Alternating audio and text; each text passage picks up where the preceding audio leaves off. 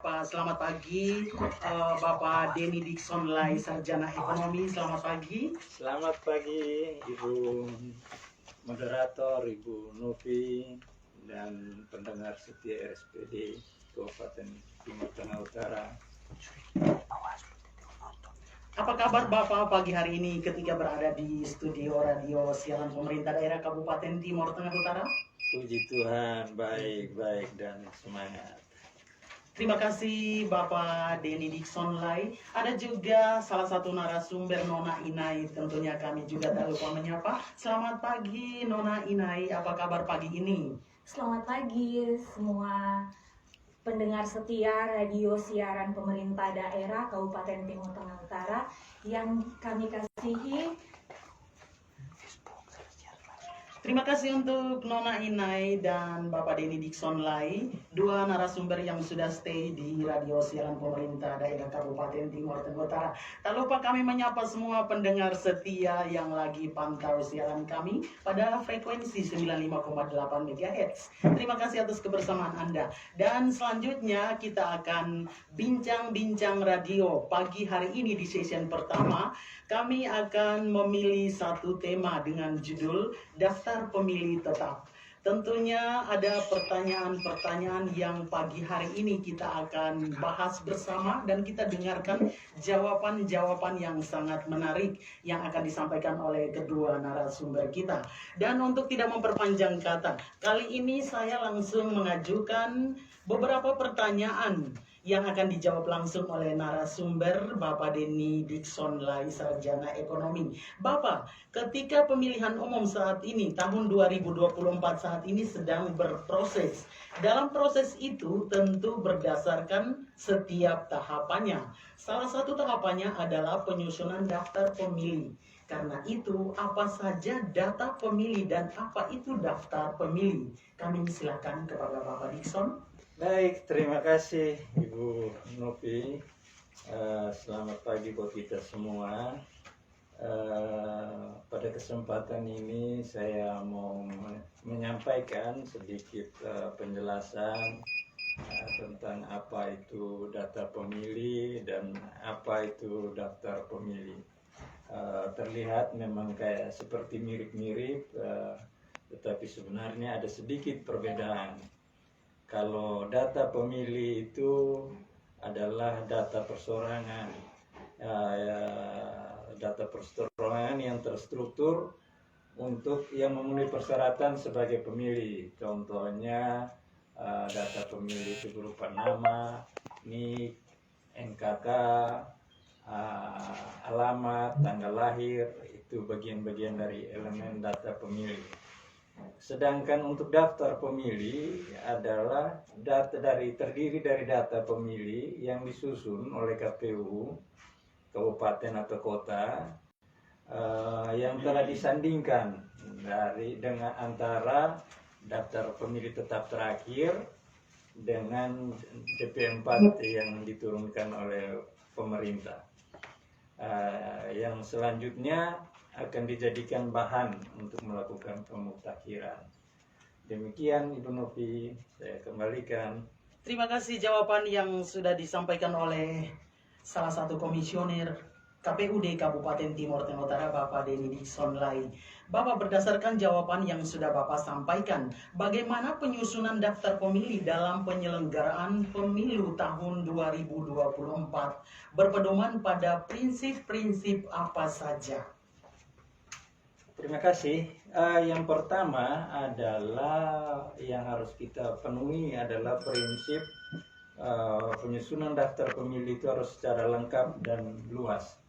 Artinya bahwa meliputi semua warga negara Indonesia yang memenuhi syarat, baik itu berada di dalam negeri maupun di luar negeri, atau disingkat istilahnya komprehensif.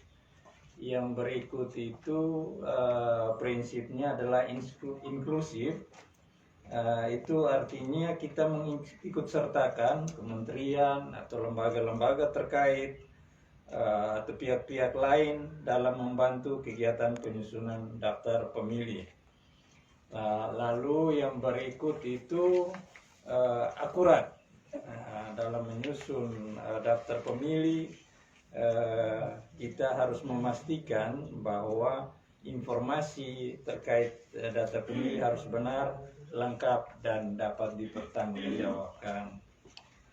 Yang berikut adalah harus mutakhir, artinya kita menyusun daftar pemilih berdasarkan informasi dan data pemilih yang terakhir dan terbaru.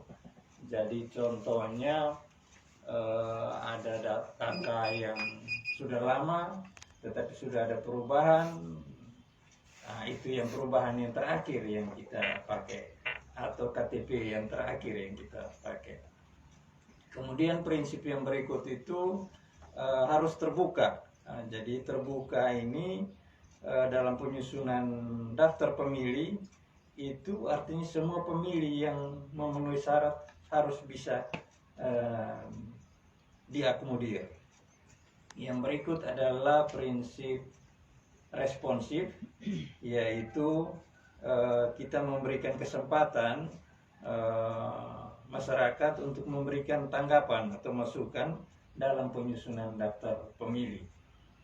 Kemudian yang berikut itu kita mengharapkan ada partisipatif. Jadi prinsip partisipatif itu memberikan kesempatan seluas-luasnya bagi semua warga negara Indonesia untuk mengusulkan data pemilih dalam penyusunan daftar pemilih.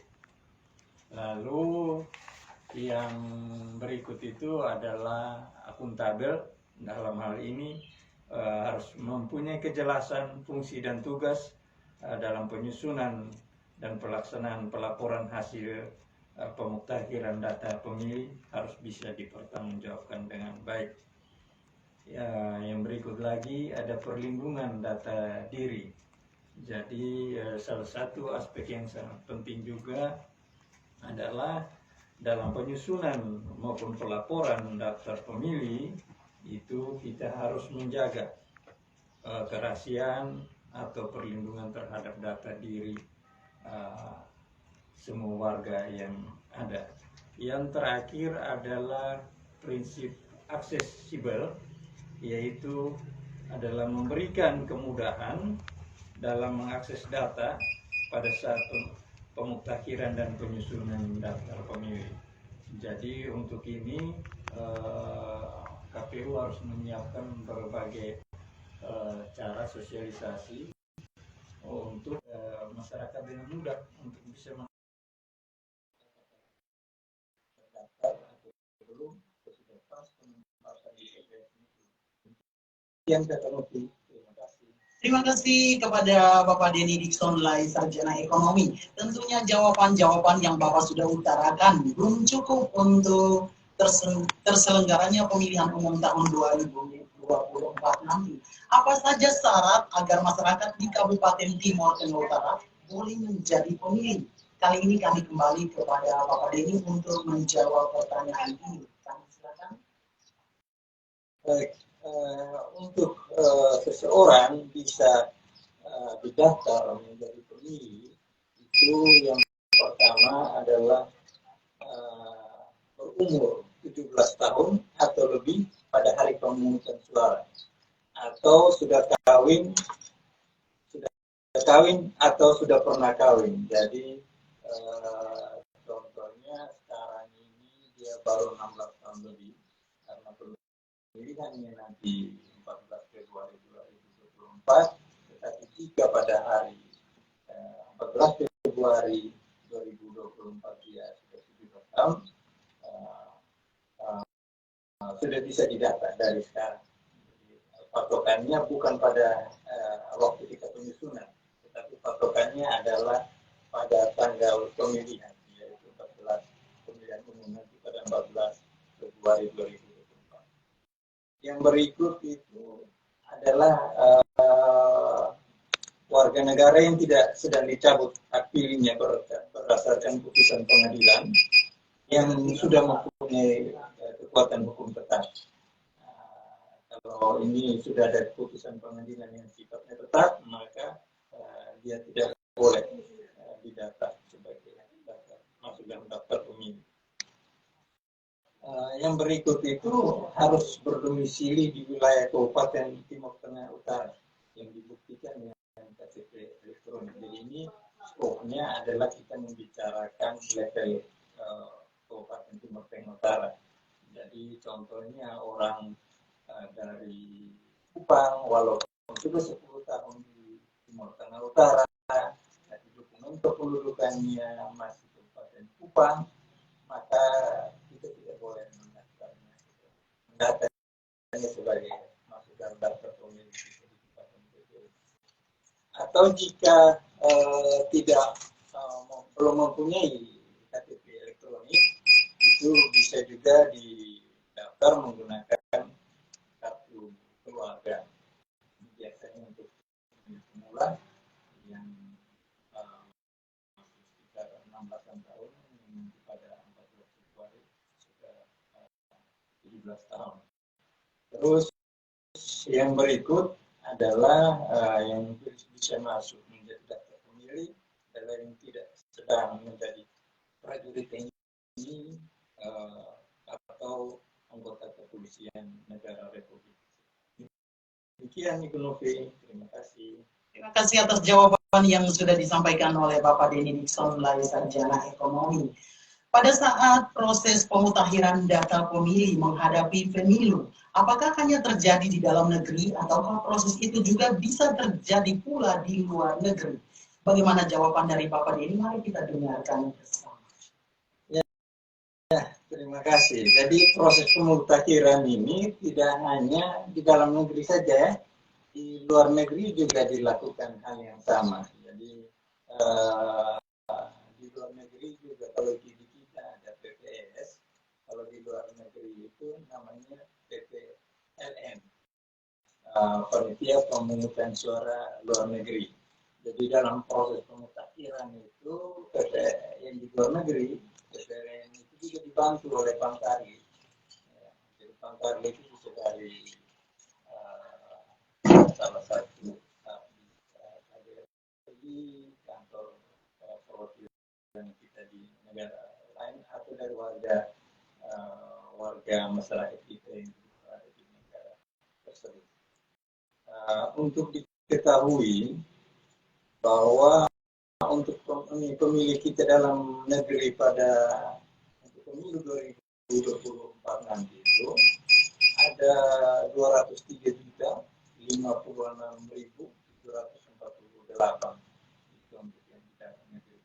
Sedangkan yang berada di luar negeri itu sesuai hasil penetapan DPT secara nasional itu ada 1.750.474 pemilih. Jadi cukup banyak yang berada di luar negeri. Dan itu pun dilakukan proses pemutakhiran. Demikian yang bisa saya sampaikan, Ibu Novi. Terima kasih kepada Bapak Denny Dixon, sarjana ekonomi. Jawaban-jawaban tadi sudah menggugah warga masyarakat Kabupaten Timur Tengah Utara bahwa saat ini daftar pemilih tetap di Kabupaten Timur Tengah Utara sudah ditetapkan. Jadi bagaimana KPU memperoleh data pemilih atau sumber data tersebut hingga saat ini yang termuat dalam daftar pemilih tetap. Bagaimana KPU memperoleh data tersebut? Kami silakan. Baik, terima kasih. Data awal yang kami terima, KPU terima itu kami terima dari data kependudukan dari pemerintah, itu diserahkan ke dalam hal ini Kementerian Dalam Negeri, untuk pemilih dalam negeri diserahkan kepada KPU, dan data WNI yang bertempat tinggal di luar negeri itu diserahkan dari Kementerian Luar Negeri kepada KPU. Jadi dari data pemerintah tersebut yang akan kita olah selanjutnya, kita proses untuk melakukan pemutakhiran setelah disinkronkan dengan data pemerintah. Terima kasih atas jawaban yang sudah disampaikan oleh yang terhormat Bapak Denny Dixon, sarjana ekonomi. Dan bagaimana proses pemutakhiran data pemilih dimaksud? untuk proses pemutakhiran data pemilih pada prinsipnya itu dibagi tiga poin besar, yaitu pertama adalah penyusunan, yang kedua adalah rekapitulasi, disusun, direkap, tentu terakhir adalah penetapan. Nah, untuk penyusunan ini yang pertama itu adalah kita menyusun dulu bahan daftar pemilih. Ini bahan daftar pemilih ini adalah digunakan bersumber dari data yang tadi diturunkan dari pemerintah Republik Indonesia, dalam hal ini Kementerian Dalam Negeri, dalam bentuk DP4 itu disinkronkan dengan daftar pemilih terakhir. Setelah itu habis bahan ini diterima, lalu kita lakukan coklit. Nah, setelah coklit inilah yang menghasilkan kita menyusun DPS. Habis penyusunan DPS, kita melakukan penyusunan DPS 1. DPS 1 itu daftar pemilih sementara hasil perbaikan. Yang terakhir adalah kita menyusun daftar pemilih tetap. Tapi habis daftar pemilih tetap, itu masih ada lagi untuk kita menyusun daftar pemilih tambahan. Pemilih tambahan itu adalah pemilih meminta dan juga ada penyusunan daftar pemilih khusus. Yang terakhir itu jika ada putaran pemilihan presiden putaran kedua, maka kita juga melakukan penyusunan daftar pemilu presiden dan wakil presiden putaran kedua. Yang berikut adalah untuk rekapitulasi itu dilakukan berjenjang. Jadi rekapnya dilakukan dan ditetapkan dalam pleno itu dimulai dari level TPS di desa kelurahan, lalu di level PPK itu di kecamatan, PPK, lalu KPU kabupaten, KPU kabupaten atau kota, lalu KPU provinsi, dan yang terakhir adalah KPU itu untuk proses rekap berjenjang. Dan untuk penetapan itu daftar pemilih ini ditetapkan itu untuk dalam negeri ditetapkan oleh KPU kabupaten. Jadi seluruh data itu finalnya harus di kabupaten. Di level provinsi dan pusat itu sifatnya melekat. Data ini diterapkan oleh KPU kabupaten. Demikian yang bisa saya sampaikan. Terima kasih atas jawaban yang sudah disampaikan oleh Bapak Denny Dickson Lai, salah satu komisioner KPU di Kabupaten Timur Tengah Utara. Dapat kami simpulkan sedikit bahwa sesuai dengan apa yang sudah dijelaskan oleh Bapak tadi, bahwa untuk melakukan satu pencoklitan pasti dimulai dari bawah. Dan saat ini di Kabupaten Timur Tengah Utara sudah ditetapkan daftar pemilih tetap. Ya, sudah.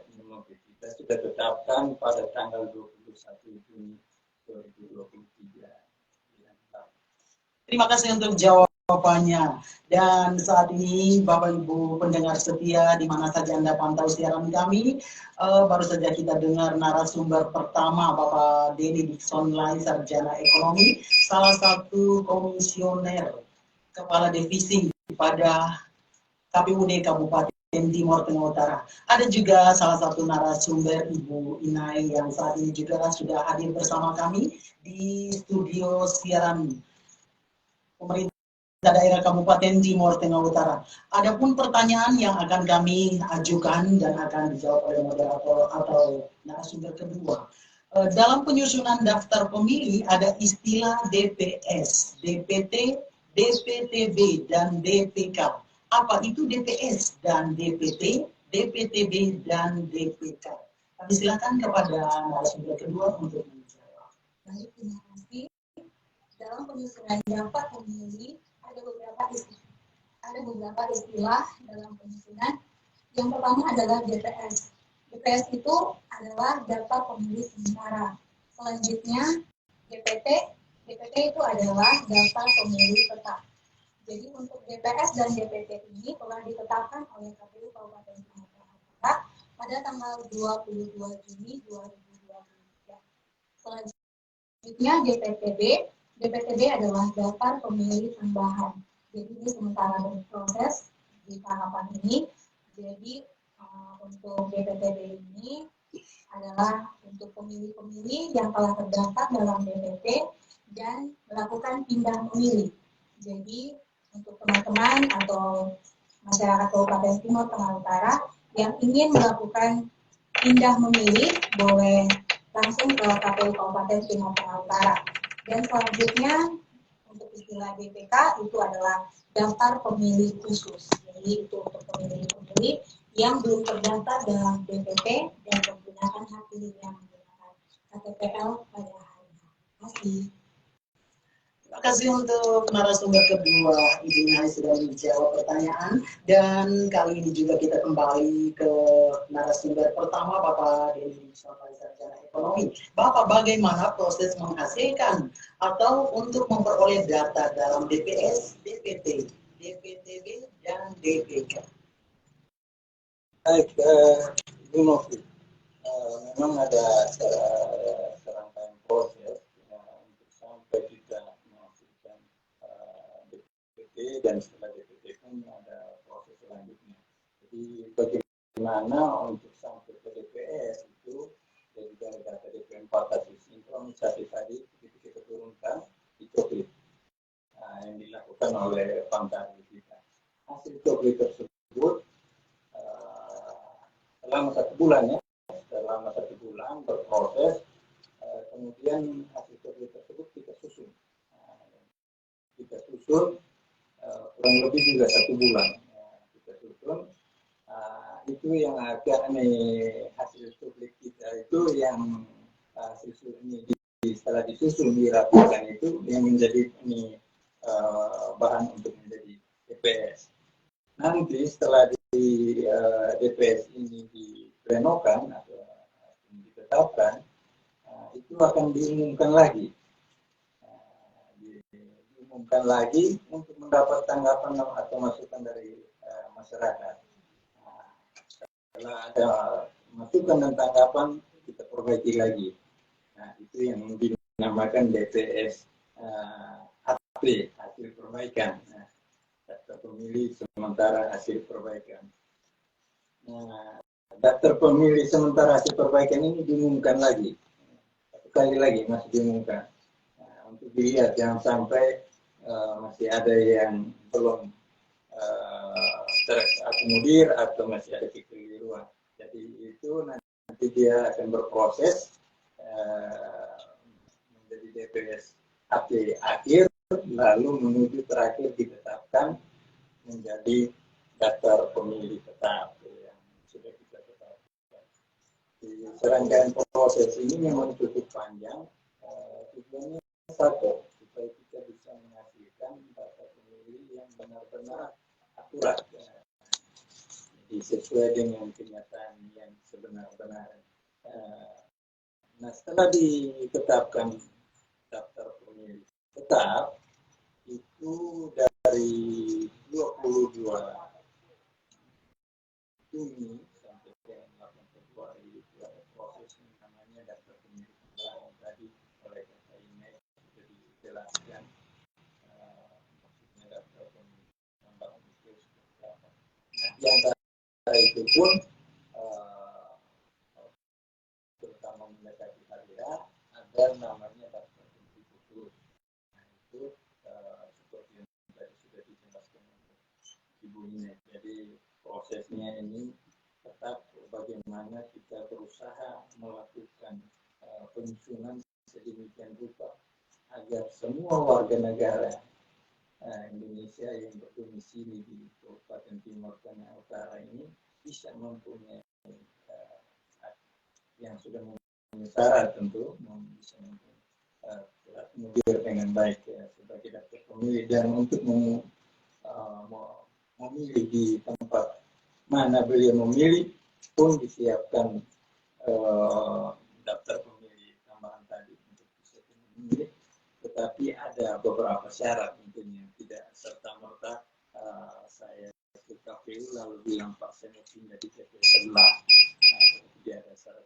lanjutkan. Begitu Ibu Novi, terima kasih. Terima kasih untuk jawabannya. Tentunya saja bahwa daftar pemilih tetap yang sudah ditetapkan di Kabupaten Timur Tengah Utara tidak menutup kemungkinan ya Pak untuk pemilih yang tidak terdaftar. Misalkan pada hari H nanti yang bersangkutan ingin untuk menggunakan hak suaranya, berarti masih diperbolehkan untuk menggunakan KTP elektronik ya Pak? Sangat bisa mungkin. Jadi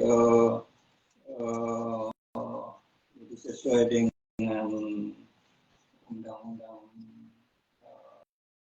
Nomor 7 Tahun 2017 itu tentang pemilu pasal 348. Jadi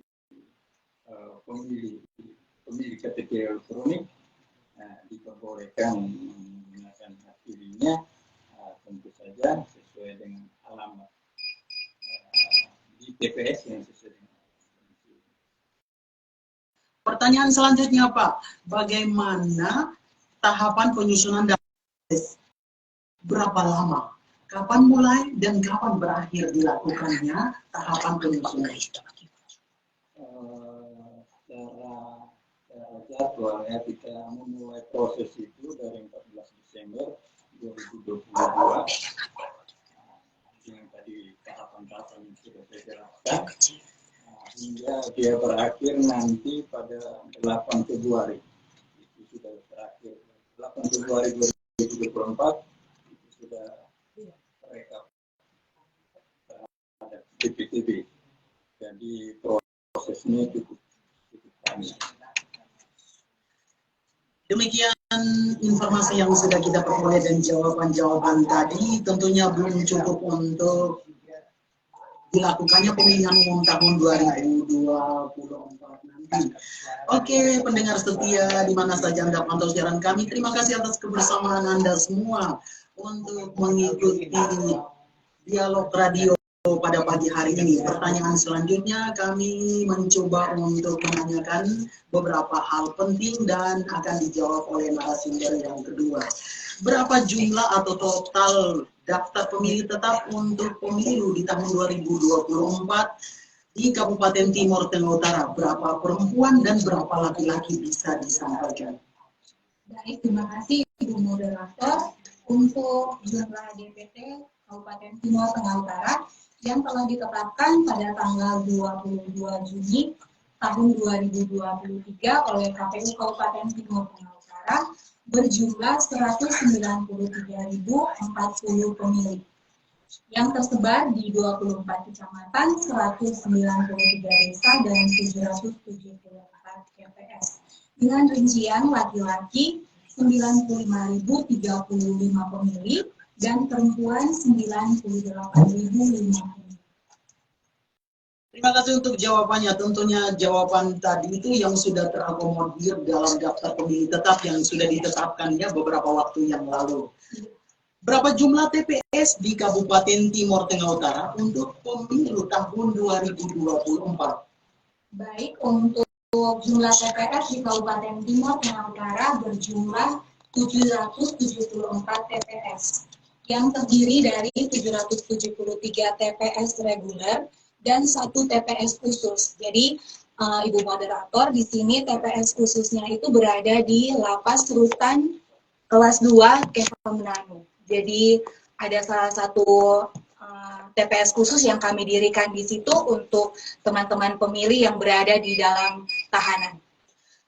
Sedikit pertanyaan terkait dengan salah satu TPS khusus yang sudah disampaikan oleh Ibu Moderator bahwa itu khusus untuk rutan kelas 2B. Apakah tidak diperbolehkan untuk warga lain atau yang berdomisili dekat di situ untuk mencoblos di situ? Baik, di situ juga ada beberapa pegawai lapas yang kami daftarkan untuk masuk ke dalam TPS tersebut, dan juga ada beberapa masyarakat terdekat di situ yang ada masuk dalam TPS tersebut. Bagaimana total pemilih baru di Kabupaten Timur Tengah Utara? Baik, untuk total pemilih baru di Kabupaten Timur Tengah Utara itu, kalau untuk dari semua tahapan, dari tahapan DPS sampai dengan DPT, itu total semuanya ada 19.717. Tetapi itu bukan murni sebagai pemilih baru. Jadi pemilih baru yang berada di tahapan DPS itu ada 19.249, itu terjadi karena adanya salah penempatan TPS. Jadi didaftar kembali ke TPS yang dimaksud dengan kategori pemilih baru. Tetapi untuk pemilih baru bersih atau potensial itu berada di DPS HP dan DPT. Jadi di DPS HP itu ada 262 pemilih baru dan untuk DPT ada 206 pemilih baru. Sekian. Terima kasih untuk jawabannya dari Ibu narasumber. Bagaimana total pemilih tidak memenuhi syarat atau TMS di Kabupaten Timur Tengah Utara? Baik, untuk total pemilih tidak memenuhi syarat di Kabupaten Timur Tengah Utara itu berjumlah 20.568 pemilih dari pertahapan seperti yang tadi pemilih baru itu. Jadi ada tahapan DPS, ada 18.569 pemilih TMS, di DPS HP, di tahapan DPS HP itu ada 1.472 pemilih TMS, dan di DPT itu ada 527 pemilih TMS. Wah, ternyata jawabannya sangat menarik, bahwa masih banyak, kalau tidak salah saya dengar tadi bahwa 20.000 lebih ya. Apakah masih ada peluang untuk perbaikan? Oh ya, terima kasih. Terhadap perbaikan data pemilih ini sudah tidak bisa lagi ya, karena kita sudah tetapkan dalam pleno penetapan daftar pemilih tetap, jadi itu sudah final. Jawaban yang sangat akurat yang baru saja kita dengar yang disampaikan oleh Bapak Denny Dixon Lai, Sarjana Ekonomi. Tentunya kami kembali lagi kepada moderator yang atau narasumber yang kedua, bahwa berapa total pemilih disabilitas di Kabupaten Timur Tengah Utara saat ini? Baik, terima kasih. Untuk pemilih disabilitas di Kabupaten Timur Tengah Utara yang telah ditetapkan pada tahapan DPT tanggal 22 Juni tahun 2023 kemarin berjumlah 4.908 pemilih. Jadi Ibu moderator, di sini ada beberapa kategori untuk disabilitas. Jadi ada 6 kategori untuk disabilitas. Yang pertama adalah disabilitas fisik. Disabilitas fisik di Kabupaten Timur Tengah Utara itu berjumlah 1.685. Yang kedua, disabilitas intelektual berjumlah 308 pemilih, dan disabilitas mental ada 701 pemilih, disabilitas wicara ada 254 pemilih, disabilitas rungu ada 636 pemilih, dan yang terakhir disabilitas netra ada 1.324 pemilih. Jadi untuk pemilih disabilitas itu tersebar di 24 kecamatan dan 193 desa di Kabupaten Timur Tengah Utara.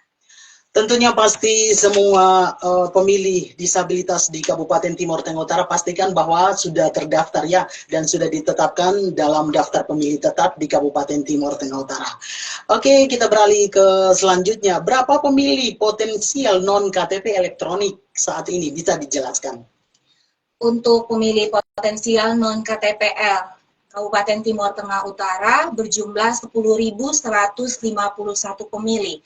Dan untuk diketahui, untuk pemilih potensial non-KTPL di Kabupaten Timur Tengah Utara ini sudah direkap dan diberikan kepada Disdukcapil Kabupaten Timur Tengah Utara untuk ditindaklanjuti. Jadi by name, by address-nya sudah diserahkan untuk ditindaklanjuti agar pemilih-pemilih tersebut boleh mempunyai KTPL pada saat pemungutan suara. Berarti saat ini data-data yang sudah tercover yang seperti pemilih potensial non-KTP elektronik, datanya sudah diserahkan ke Dinas Kependudukan dan Catatan Sipil Kabupaten Timur Tengah Utara. Apa saja yang menjadi kategori pemilih TMS? Baik, untuk kategori pemilih TMS dalam daftar pemilih, jadi itu ada istilah-istilahnya. Jadi ada kode-kodenya di dalam penyusunan daftar pemilih. Jadi untuk kategori TMS itu ada kode 1 itu untuk TMS meninggal, kode 2 itu untuk TMS ganda, yang kode 3 itu untuk TMS di bawah umur, kode 4 itu untuk pindah domisili, kode 6 itu untuk TNI, kode 7 itu untuk Polri, dan kode 8 itu salah penempatan TPS. Jadi untuk kode 8 ini digunakan pada saat tahapan pencoklitan yang dilakukan oleh teman-teman Pantarli dari DP4 ke DPS. Demikian penjelasan yang sudah disampaikan oleh narasumber yang kedua, Ibu Inai. Tentunya jawaban-jawaban tadi tidak keluar dari daftar pemilih tetap yang sudah ditetapkan di Kabupaten Timur Tengah Utara. Oke, pendengar setia di mana saja Anda pantau siaran kami, terima kasih atas kebersamaan Anda yang masih stay bersama kami di frekuensi 95,8 MHz. Tentunya kita masih ada waktu 30 menit ke depan, masih akan kita melanjutkan bincang radio pada pagi hari ini. Kembali kami akan mengajukan beberapa pertanyaan yang akan dijawab kembali oleh narasumber pertama, Bapak Denny Dixon Lai, Sarjana Ekonomi. Kendala apa saja Bapak yang dihadapi selama proses penyusunan daftar pemilih untuk pemilu 2024 di Kabupaten Timur Tengah Utara? Kami silakan. Baik, terima kasih. Kalau sebut kendala ini sebenarnya cukup banyak ya, dan memang mengurus data pemilih ini mempunyai tantangan khusus karena namanya warga masyarakat itu tidak statis, bergerak terus. Jadi hal-hal yang paling kami merasa kesulitan itu yaitu antara lain mungkin tentang administrasi kependudukan. Ada beberapa contoh kasus. Contohnya di desa Admen, Insana Barat, itu warganya dengan desa Unini itu kan campur baur. Nah, data yang diturunkan ternyata itu sudah sebagian contohnya yang diturunkan bunyinya desa Admen, tetapi sebenarnya warga merupakan warga kependudukan desa Unini atau tertukar. Nah, itu membuat kita cukup berjuang lah untuk menata kembali, untuk memposisikan mereka kepada posisi yang benar. Jadi harus cek satu persatu ini yang benar di desa mana begitu. Terus ada lagi yang data kependudukannya, contohnya Boronobayan induk, tetapi domisilinya di Boronobayan Timur. Nah, itu yang ketika dilakukan coklit, membuat kebingungan Pantarling, data kependudukannya kok di desa lain, tetapi domisilinya di tempat lain. Jadi ini pada prinsipnya adalah kita cenderung tidak terlalu merasa penting untuk memperbarui data kependudukan kita. Nah, karena prinsip KPU dalam melaksanakan pemutakhiran data pemilih adalah secara de jure, artinya memastikan seseorang terdaftar sebagai pemilih itu dengan menggunakan asas kebenaran dokumennya, maka mau tidak mau yang kami pakai patokan adalah dokumennya. Jadi tidak bisa kami de facto. Jadi de facto itu yang tadi seperti saya ceritakan bahwa kalau orang di Boronobayan tinggal di Boronobayan Timur tapi data kependudukannya Boronobayan, desa Boronobayan, maka tidak bisa kita mengikuti de factonya, kita harus mengikuti secara dokumen kependudukannya. Itu salah satu yang menjadi tantangan. Tantangan lainnya mungkin pada saat kami waktu melakukan pada coklit kali lalu itu curah hujan kita juga cukup tinggi. Itu Pantarli kita juga ada yang melanggar menerjang hujan, melanggar menerjang sungai, kadang-kadang yang banjir. Untuk bisa mengunjungi setiap kakak yang mungkin tempat tinggalnya cukup jauh, untuk bisa didata sebagai pemilih. Proses-proses ini memang kami lalui, dan suatu tugas dan tanggung jawab yang diberikan negara kepada kami, dan berhasil kami lalui dengan baik. Suatu kebahagiaan juga ya buat kita semua. Prinsipnya adalah bagaimana agar semua warga yang punya hak dan memenuhi syarat bisa terdata dengan baik. Demikian Ibu Novi yang bisa saya sampaikan. Terima kasih atas jawaban yang sangat menarik, bahwa data-data yang sudah disampaikan atau kendala-kendala yang sudah disampaikan oleh Bapak Denny tadi berkat kerja keras ya Pak. Terima kasih untuk semua Pantarli dan semua petugas pendata yang sudah melakukan tugas dan tanggung jawabnya, sehingga semua data pemilih sudah tercover dalam daftar pemilih tetap di Kabupaten Timur Tengah Utara. Masih kembali dengan pertanyaan, siapa saja yang terlibat dalam proses penyusunan hingga penetapan daftar pemilih? Ya, memang proses penyusunan tadi seperti sudah saya jelaskan di awal, itu dari daftar pemilih yang hasil sinkronisasi tadi dan minggu 4 tadi, itu dilakukan pencoklitan, itu dilakukan oleh Pantari. Jadi ujung tombak yang paling pertama itu Pantari.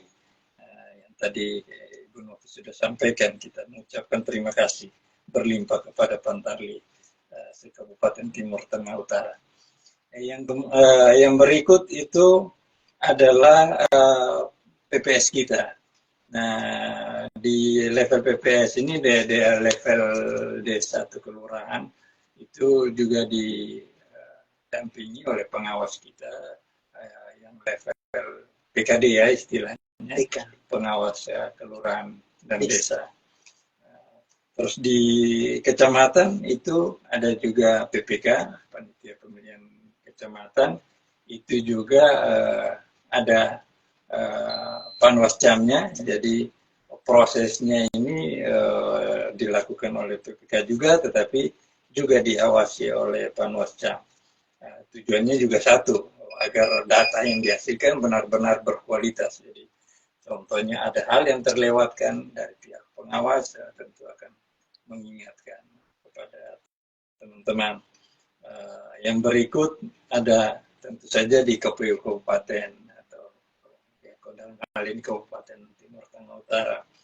Itu pun kami diawasi oleh teman-teman dari Bawaslu. Terus pihak-pihak lain yang terlibat ini adalah banyak stakeholder ya, antara lain Dinas Dukcapil itu juga sangat membantu kami. Jadi ucapan terima kasih banyak juga untuk Bapak Kadis dan stafnya. Yang berikut itu dari TNI, dari Polri, itu juga mereka memberikan data-data mana yang sudah menjadi anggota TNI dan Polri, atau mana yang sudah pensiun, yang sudah bisa punya hak memilih, itu juga data diberikan oleh TNI dan Polri. Yang berikut itu juga dari partai politik tentunya, masukan dan tanggapan, jika ada yang belum jelas bisa ditanyakan oleh partai politik. Terus tentu saja pemerintah desa yang dalam hal ini dan RT RW serta semua masyarakat.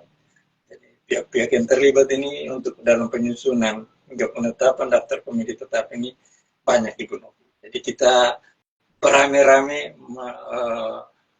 mengolah data, mengkroyok data ini, sehingga hasil yang kita dapat itu kita harapkan sangat berkualitas.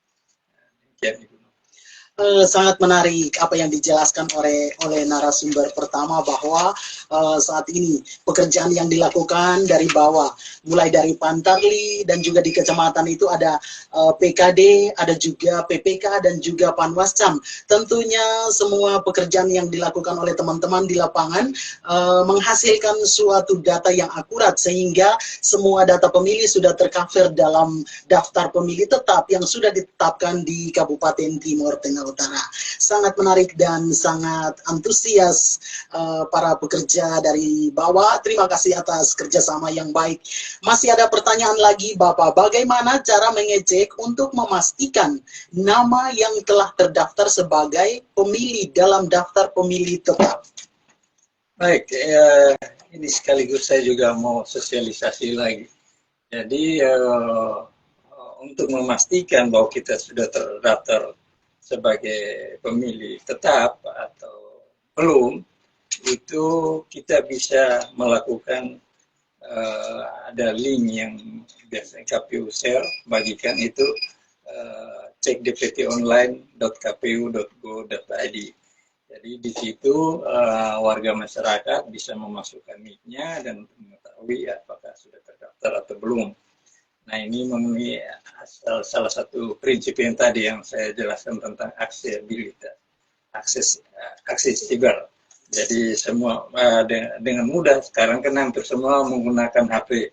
Jadi dengan HP-nya bisa langsung masuk cekdptonline.kpu.go.id, tinggal masukkan NIK-nya, bisa diketahui bahwa sudah terdaftar atau belum. Nah, itu yang berikut adalah nanti kami akan mengumumkan daftar pemilih tetap ini dilakukan oleh PPS, nanti akan ditempelkan di berbagai tempat-tempat yang mudah dilihat oleh masyarakat.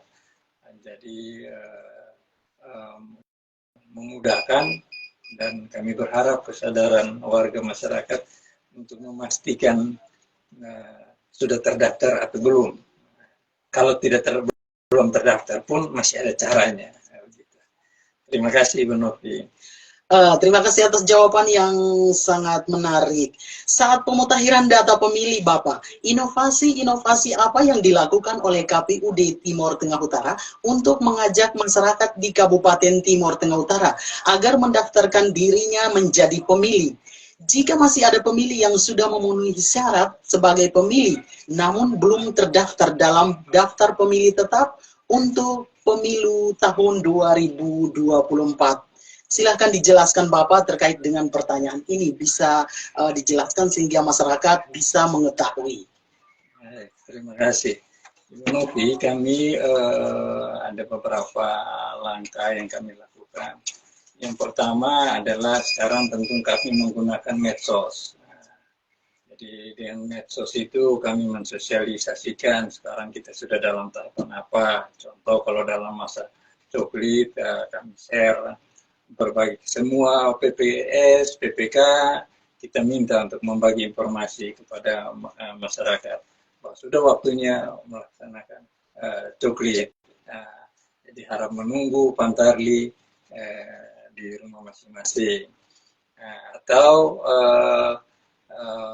setiap tahapan itu juga di medsos kita share yang tadi saya bilang tentang cek DPT online. Jadi ketika sudah ditetapkan setiap tahapan itu kita bisa ikuti perkembangannya. Jadi cek DPT online ini waktu kita daftar pemilih awal pun kita bisa cek, oh kita daftar pemilih dan di daftar pemilih pada awalnya mungkin saya di TPS di desa di Kelurahan Keva Selatan di TPS 14. Saya merasa itu terlalu jauh. Yang benar saya harusnya di TPS 13. Saya melaporkan. Nanti ini dikoreksi tentunya. Nanti saya lihat lagi di DPS. Nanti DPS itu bisa juga dicek di DPT online. Di perkembangan proses itu selalu dicek di cek DPT online. Yang terakhir sekarang sudah final, tentu di DPT kita lihatnya sama juga di cek DPT online. Ini inovasi-inovasi yang kami lakukan. Terus ada juga kami membuat gerakan serentak dari KPU Kabupaten, PPK, PPS.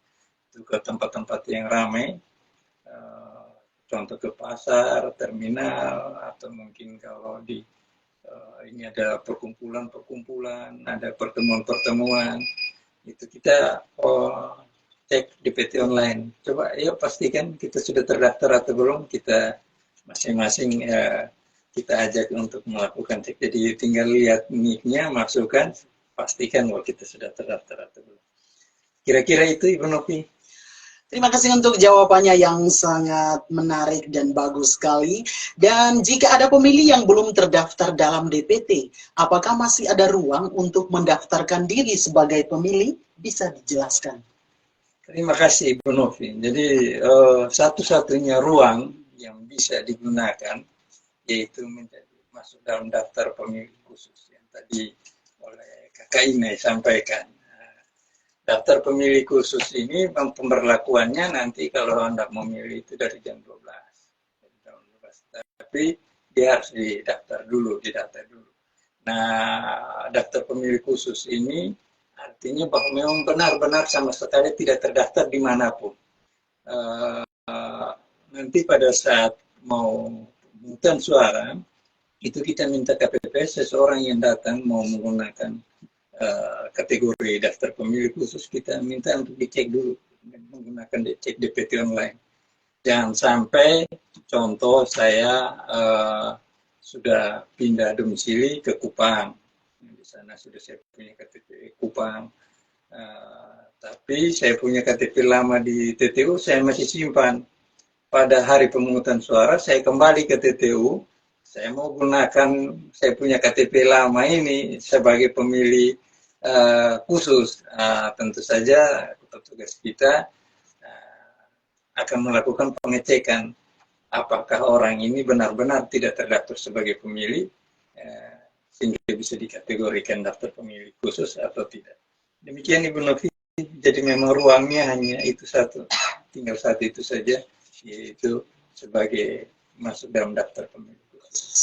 Oke, masih ada satu pertanyaan lagi Bapak. Apakah pada pemilu tahun 2024 nanti, pemilih harus membawa visi KTP elektronik saat ke TPS? Walaupun sudah terdaftar, akan tetapi dokumen-dokumen pribadinya perlu dibawa sehingga ada pengecekan, ataupun tidak masih diperkenankan kalau tidak membawa KTP juga bisa menjadi atau menggunakan hak suaranya di TPS. Baik, terima kasih penuh. Jadi kita berpatokan kepada undang-undang saja ya. Jadi kami menghimbau untuk semua warga masyarakat TTU pada hari pemungutan suara tetap juga membawa KTP elektroniknya ke TPS. Terutama belum yang merekam KTP elektronik diharapkan segera merekam sehingga dapat membawa KTP elektronik juga pada saat melakukan pemungutan suara nanti. Karena apa? Ini secara undang-undang pada yang tadi sudah pernah saya sampaikan tadi, yaitu di Undang-Undang 7 tahun 2017 pasal 348 itu ada beberapa kategori pemilih. Jadi dia bunyinya selalu pemilih KTP elektronik yang telah terdaftar. Jadi yang bisa menggunakan hak pilih adalah pemilih KTP elektronik yang telah terdaftar di TPS. Pemilih KTP elektronik yang telah terdaftar dalam daftar pemilih di TPS tersebut. Yang kedua, pemilih KTP elektronik yang masuk dalam daftar pemilih tambahan. Yang ketiga, pemilik KTP elektronik yang tidak masuk dalam daftar pemilih tetap, juga tidak masuk dalam daftar pemilih tambahan. Jadi kata depannya selalu ada pemilik KTP elektronik. Jadi kita menghimbau agar semua masyarakat yang telah ditetapkan menjadi masuk dalam daftar pemilih, kebetulan kita ya punya yang belum memiliki KTP elektronik itu secara biodata sekitar 31 Mei lalu itu ada 10.151. Jadi mudah-mudahan mendekati hari A ini hampir semua ini sudah memiliki KTP elektronik. Jadi kita tidak jika ada perubahan regulasi itu next time ya. Kita berharap bahwa kita mengikuti dulu arahan yang seperti sekarang sesuai regulasi. Demikian Ibu. Oke pendengar setia di mana saja Anda pantau siaran kami, akhir dari perbincangan kita bahwa narasumber pertama menyampaikan bahwa pastikan bahwa seluruh warga masyarakat di Kabupaten Timur Tengah Utara harus memiliki KTP elektronik. Saat ini juga pelayanan yang sangat bagus yang sedang dilakukan oleh Dinas Kependudukan dan Catatan Sipil Kabupaten Timur Tengah Utara, dengan begitu antusiasnya untuk sering melakukan pelayanan KTP sampai ke desa-desa. Kita berharap bahwa satu saat atau pada hari H nanti, pada saat pemilihan, semua warga negara, teristimewa warga masyarakat Kabupaten Timur Tengah Utara sudah memiliki KTP elektronik. Oke, pendengar setia di mana saja Anda pantau siaran kami, masih bersama kami pada frekuensi 95,8 MHz. Dan selanjutnya, akhir dari perbincangan radio pagi hari ini, kami silakan kepada narasumber agar mengajak seluruh warga masyarakat yang belum terdaftar sebagai pemilih untuk melaporkan diri pada Bawaslu Kabupaten Timur Tengah Utara atau pada KPUD Kabupaten Timur Tengah Utara atau penyelenggara pemilu tingkat kecamatan atau desa kelurahan terdekat untuk didaftarkan menjadi pemilih pada pemilu tahun 2024. Kami silakan Bapak narasumber pertama. Baik, terima kasih Bu Novi, para pendengar setia RSPD pemerintah daerah ya, Kabupaten Timur Tengah Utara, semua warga masyarakat yang telah memenuhi syarat sebagai pemilih, kami menghimbau yang pertama adalah memastikan dulu apakah sudah terdaftar sebagai pemilih dengan cara yang tadi sudah saya sampaikan, yaitu bisa mengakses ke link cek DPT online.kpu.go.id atau bisa berkoordinasi ke mengecek namanya sudah terdaftar sebagai pemilih atau tidak ke PPS, PPK, dan ke KPU. Sedangkan bagi yang belum terdaftar, kami sangat mengharapkan untuk bisa menghubungi penyelenggara di berbagai level. Jadi bisa juga ketemu PKD atau Panwascam atau Bawaslu, silakan disampaikan. Karena prinsipnya penyelenggara adalah bagaimana memfasilitasi semua warga negara yang punya hak, punya kesempatan memilih. Jadi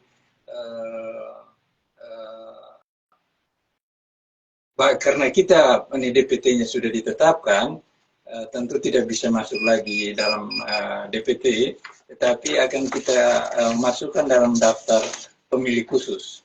Nah, kenapa jauh-jauh hari kami menghimbau bahwa yang belum terdaftar untuk segera mendaftarkan, itu tujuannya adalah kita harus memastikan bahwa TPS tersebut benar-benar masih bisa ada surat suara yang tersedia untuk warga pengguna KTP elektronik yang masuk dalam kategori DPK tadi.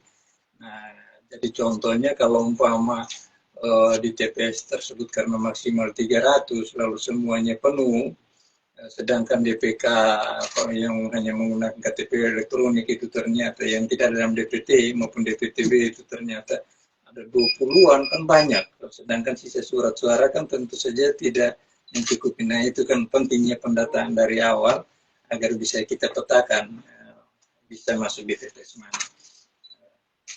Yang paling utama tentu kita masukkan sesuai dengan alamat KTP. Demikian Ibu Novi yang bisa kami sampaikan. Terima kasih.